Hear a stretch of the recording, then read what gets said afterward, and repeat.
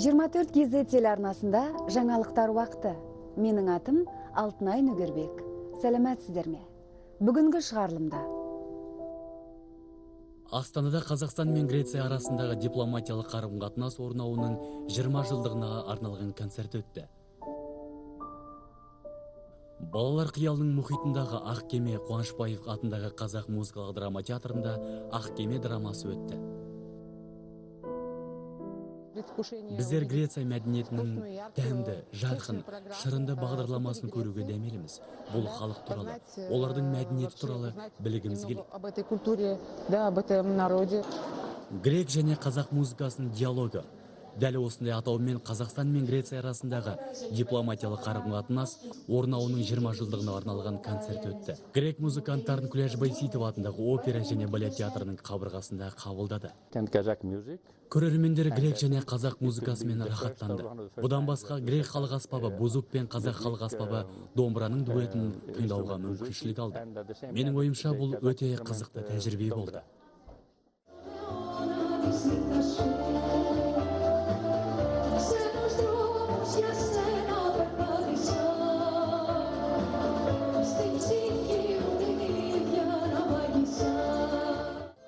Греция және Қазақстан жұлдыздарының дауыстары ерекше музыкалық тандем құрады. Танымал грек әншісі Калиопе Ветаның репертуары бұл кеште талай өзгеріске ұшырады. Жұлдыз танымал грек әндерінен басқа қазақ тіліндегі композицияларды орындады. Сондай-ақ Айгүл Ниязова мен Серпер домбыра триосы түрленіп, бұл кеште грек музыкасын ойнады. Қазақ және грек музыкасының дуэті жұртшылыққа қатты ұнады. Концерт керемет өтті. Қуанышбаев атындағы Қазақ музыкалық драма театрының ең жарқын қойылымдарының бірі Шыңғыс Айтматовтың бір аттас әңгімесінің ағымы бойынша Ақ кеме драмасы елорданың көрермендерін қуантты және актерлық тамаша ойындарынан ләззат алуға мүмкіншілік берді. Баланың оқуға баратын уақыты болып қалды, ол алыс баратын жері. Сосын сол жерде сондай не өтеді. Енді оның көп жерінде айтылатыны жетім дейді. Әке шешесі жоқ, жетім бала. Спектакль кейіпкері өзіне таныс емес адамдардың арасында тек қана жаны мен қаны бойынша туысқан атасымен өмір сүреді. Ол балаға көптеген аңыздарды айтады.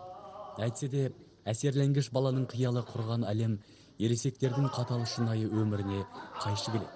Қойылымның соңы трагедиялық. Бала адамдарға деген сенімін жоғалтып, өзінің адамдарына ақ кемеге жол тартады. Коррупция да бар бұның ішіндегі. Соған байланысты қойылған дүние. Бұл бала арқылы жаңағы бұның ішінде табиғатта жаңағы бұғылардың жаңағы біздің қаншама ну ормандарымыздың ол жалпы қырғыздың ғана трагедиясы емес, ол жалпы қазір біздің де трагедиямыз. Қаншама ағаштардың да қырылып жатқаны, осы жаңағы баласыз жанұялардың да трагедиясы. Бұл үлкен трагедия. Адамгершілік пен жылуға толы Ақ кеме әңгімесі оқырмандарда кең танымалдылыққа ие. 1976 жылы ол экранға шықты. Қазіргі күнге дейін бұл шедевр көрерменнің жаны мен ойын толықтырды. Шығарылымның соңында Қазақстанның мәдени афишасы.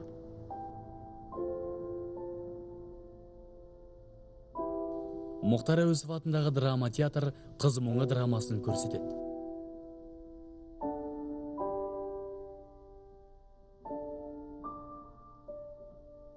Лермонтов атындағы Орыс драма театрында семейный портрет с посторонним спектаклін көруге болады.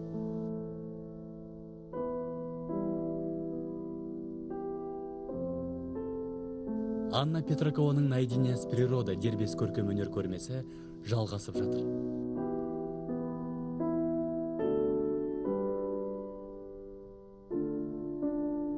Алматылық вернисажда Сегізбай Сұлтановтың дербес көркем өнер көрмесі өтпек.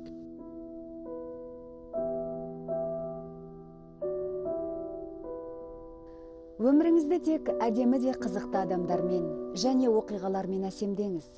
Бұл Мәдениет КЗ бағдарламасы. Біз сіздермен қоштаспаймыз.